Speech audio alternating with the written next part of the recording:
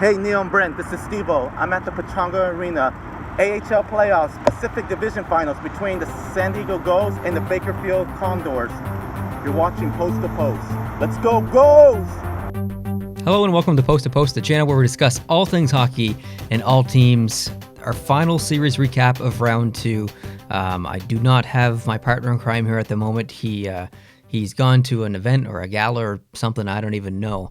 Actually, someone commented the other day on a video and they said, you know, these recap videos would be a lot better if they actually came out in a timely fashion and not like a couple days after. And I thought, you're not wrong, but you do realize that we have lives, right? Like, my life, YouTube. Recovering from a broken ankle and trying to walk again, YouTube. Also, we don't do this as a job. So, although I would like to do this as a job someday, it's currently not a job. And even if it was, I'm still more interested in walking again and going to physio and doing all those kinds of things rather than YouTube. Although I do love YouTube, so just cut me just like a little bit of slack if you don't mind, as far as the timing of these videos. Anyways. The final series is over for round 2. Round 3 has actually already begun last night. We have a break tonight as I'm filming this, and then tomorrow we're right back at it. I'm really glad. I'm so glad that we have this break tonight just to kind of recharge mentally, and I don't feel obligated to watch hockey. I can just relax and just take a night off. And I was talking to a couple people, and they feel the same way actually. So I'm glad that other people kind of feel a bit emotionally exhausted a little bit. The schedule's been pretty grueling, so a break is good. So if I look at this series as a whole, I have a couple things to talk about. The first thing I want to discuss is the call. You guys know what I'm talking about if you saw that Game 7. It's the offside challenge that happened during a Colorado goal. Basically, if you didn't see it, Landeskog was going for a line change. He made it to the bench, but he didn't get off the ice in time, and he was considered to be offside. Therefore, the Colorado goal did not count. Now, I want to break this down into 4 parts. Part number 1 is the rule and the decision that was made. The decision that was made was that it was offside. I believe this was the correct call based on how the rules are written. Now, moving on to part 2, my opinion. I think it was ridiculous, and it should absolutely have been a goal. They need to rewrite or revamp or retool or whatever kind of description word you want to use and fix this damn rule, because there's no way that should have been called back. Landeskog was, number one, he was in the zone of the bench. He was literally there trying to open the door, so he had no impact on the play. And he had been there for, he had been out of the play for probably, 8 to 9 seconds, I would say. Roughly 8 to 9 seconds. That's a pretty heavy amount of time to not have an impact on a play. So I can see both sides of the argument, but in my mind, it's just foolish that was called back. I really do think that goal should have counted. The series might have gone or ended a different way if that goal did count, and we could be looking at Colorado in the 3rd round as we speak. So It's really unfortunate. I don't understand why these playoffs have to have like this defining moment in every series where something controversial happens and we have to discuss it and all this crap. And in a way, it's kind of good because we can look back on these playoffs and see so many situations where when the CBA negotiations take place in a couple of years when they're trying to avoid that lockout, we can look back on these scenarios and say, okay, here was a problem. Here's how it should have been, or here's how the rule should have been written.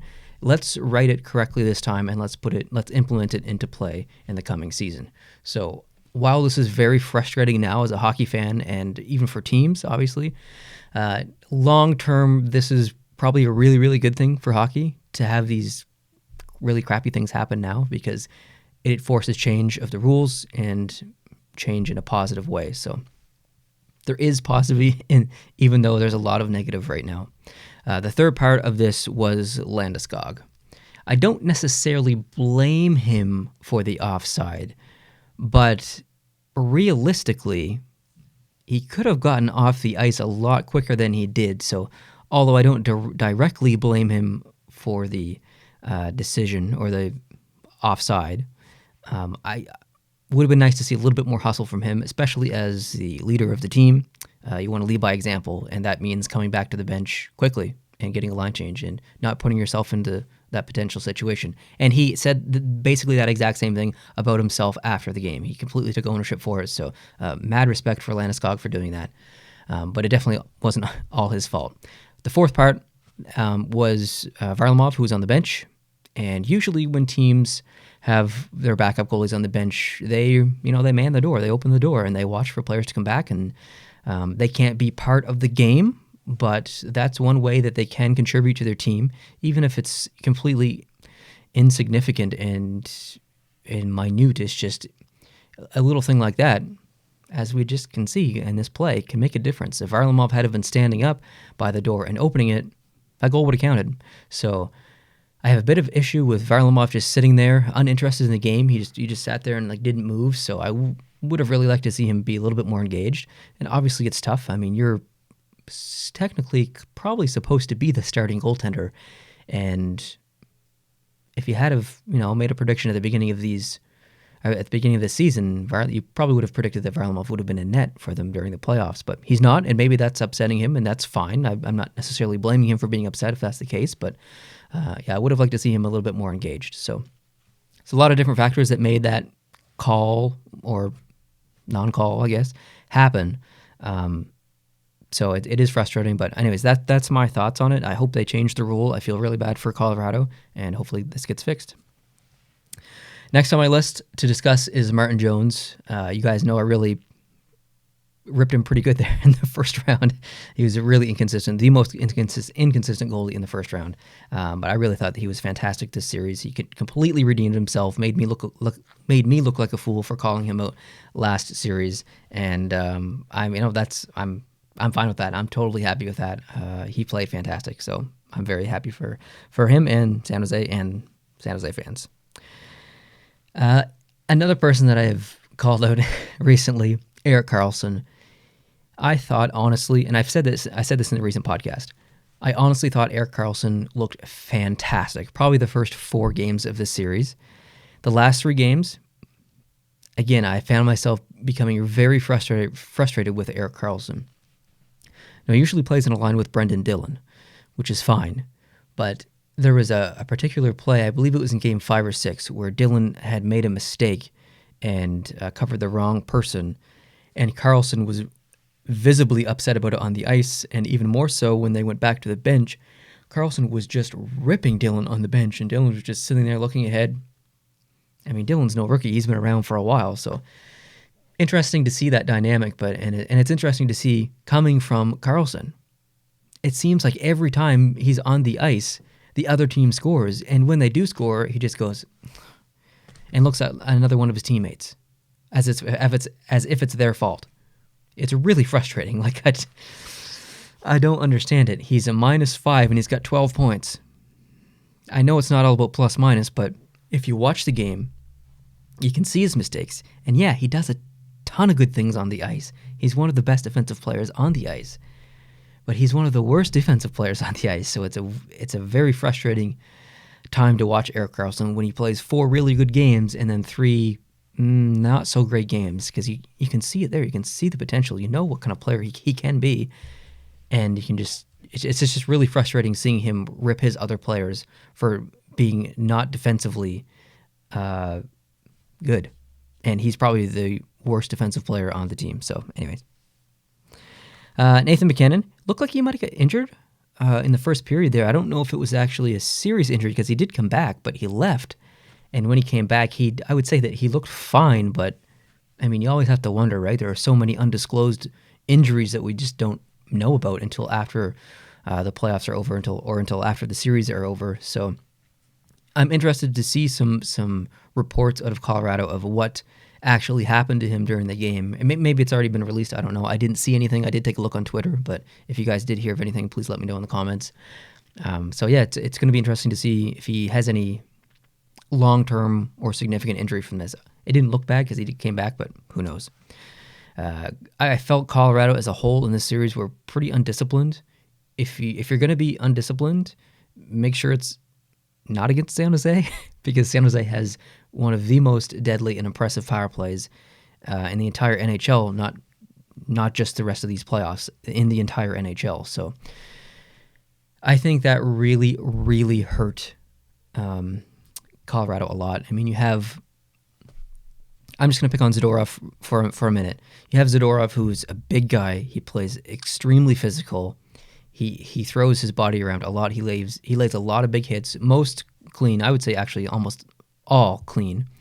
But he gets himself in a lot of trouble, and he takes stupid penalties, and he's got a bit of a temper. So, I mean, Zadorov, I don't have it written down here. I think he had close to 30 penalty minutes or maybe a little bit more, but very undisciplined by Zadorov and a few other players in the team as well. So I think that really, really hurt Colorado. That San Jose power play is just so impressive. Grubauer played fantastic. I don't put any of the blame of Colorado's loss on Grubauer. They took it to 7 games. I believe he played really good every single game. There might have been one game where he let in some soft goals, but I think overall, based on the amount of shots that he faced, and more importantly, the quality of shots that he faced from some of these San Jose offensive players, I think he played really, really well. And if you're a Colorado fan, obviously you're disappointed they got eliminated, but you have to feel pretty good moving forward about this team, specifically Grubauer. And hopefully he's there long term. What I don't understand about San Jose is how they can be two completely opposite teams. And what I mean by that is, if you watched Game 7, you'll notice that the first half of that game, San Jose was completely dominant. And then the last half of the game, they were the total opposite. They were trying to protect a lead, and San Jose does not do that very often. And luckily they were successful with it. But I don't think that's a strategy that San Jose should take. Their best asset is their offense, and if they do have a lead in a game, I would rather see them continue to be offensively minded and try and score more goals rather than try and stop goals against. So that was a really frustrating game for me to watch because it reminded me a lot of my favorite team, the Montreal Canadiens, who always try and protect a lead and suck at it. So don't do that, San Jose. Nyquist. He was the player that I tried to watch quite a bit on San Jose. What I've done these playoffs is picked a specific player from each team and tried to really pay attention to them when they're on the ice, not just when they have the puck, just regardless of where they are on the ice. I always try and keep a really close eye on them. Nyquist was one for me. I gave him some props after the first round, and some people weren't happy with that. That's fine. I'd like to give him some props again. So, I thought he was really good. He was a +5. Again, not the plus minus is the most important stat, but he was a +5, which means he was pretty responsible on the ice. It's not like he was out there scoring goals and getting a ton of assists. He was doing important things on the ice. He was playing smart defensively. He was controlling the puck around the net and deep into the offensive zone. So I think he really did a lot of some little important things. And he wasn't trying to be this big, dominant impact guy like he kind of might have been in Detroit. He's really playing more of a role position in San Jose, and I really like it. So props to him. Burns, Hurl, Couture, and Meyer were all fantastic for San Jose. Not really anything negative to say too much about them. Meyer, maybe a little bit. He took some undisciplined penalties. He's, I think, second most on San Jose for penalty minutes, so I'd like to see a little bit more smart hockey, I guess, or disciplined hockey from Meyer in that respect. Kane continues to take some silly penalties, so although he's better than the first round, he's still a little bit undisciplined, so I'd like to see him get a little bit better. I just want to say one thing before I end this video about St. Louis and San Jose. So basically, tee up for round 3. You have San Jose, who is probably the most offensively gifted team in the playoffs outside of Tampa Bay, and you have St. Louis, which is one of the best defensive teams. I think St. Louis's biggest asset is their defense core. Bouwmeester, Parayko, Pietrangelo.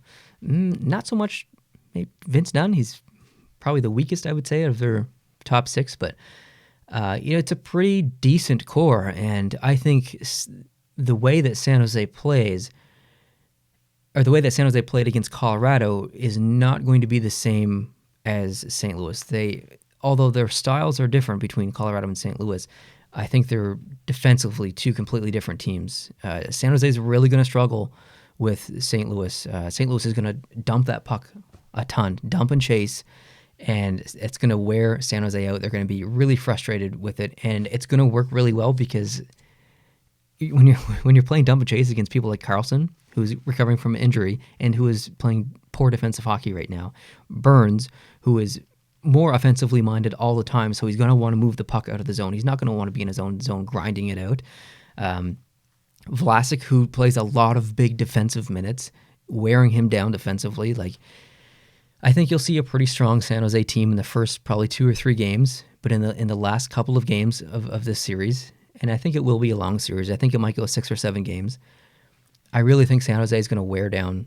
I really think St. Louis is going to wear down San Jose. And I think it could be, I think it could be a determining factor in this upcoming series between the two teams. So keep an eye out for that.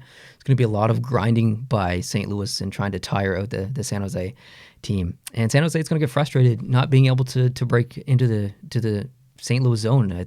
St. Louis is so good in the neutral zone across the blue line that they're really going to clog up that whole entire area. And San Jose is going to get frustrated, annoyed, and they're not going to be able to play their game as much as they could against Vegas and against Colorado. So it's going to be a pretty big challenge for San Jose. It's also going to be a pretty big challenge for St. Louis as well because they haven't faced an offensive team as gifted as San Jose. So yeah, it's going to be a really good series, I think. I'm really excited for it. I like both teams. They're both in my top 5, so I can't really cheer against a specific team, but I will definitely be cheering for San Jose. And yeah, should be a good series. Hope you guys are excited for it. I'm definitely excited for it. If you're not subscribed to the channel, hope you can hit the subscribe button down below and join me for future videos. And yeah, watch lots of hockey. Take care. Adios.